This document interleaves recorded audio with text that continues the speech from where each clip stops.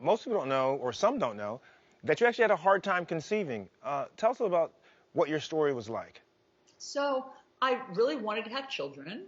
And as soon as my husband and I got married, I was 35. I knew from doctors that I should start trying immediately. And I started trying, and it wasn't working. And I did all of it. I mean, the whole gamut of things that you're supposed to do in order to get pregnant. I started taking my temperature every morning. I got an ovulation kit to see when the best time would be. And just none of it was working. Most women, their temperature, goes up in this kind of natural incline during the month. My temperature bounced around like a Super Bowl every morning. And so I knew something was wrong. So I went to fertility specialists and again, tried the gamut of everything from Clomid, a fertility drug, to then IUIs, and then eventually graduated to IVF, which is not easy. That is just a not easy process. It's really mentally draining. It's physically draining.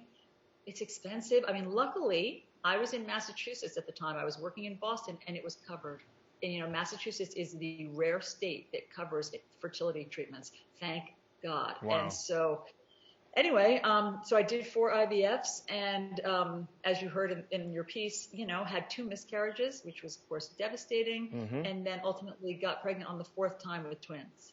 Wow. I mean, that is amazing. And then the next time, your 3rd child was natural. No well, IVF. Not only natural, it was a surprise. Okay, so I mean, this is the paradox, of course, of infertility, which is you try everything, it's never going to happen. It's so difficult. A doctor told me it would be impossible, was the word he used, for me to conceive again without a lot of medical intervention.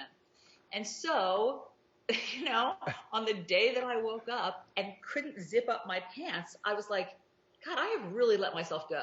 I have really been like overindulging in food and not exercising. And I can't believe that I can't fit into my clothes anymore.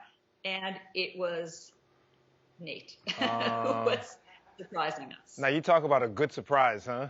Totally. Let me just say this, doctor, because I know you'll appreciate this. I went to the doctor to find out what was wrong and why I had strange abdominal distension.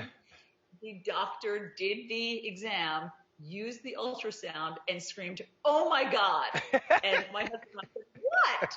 And she said, "There is a big baby in here." That is so awesome.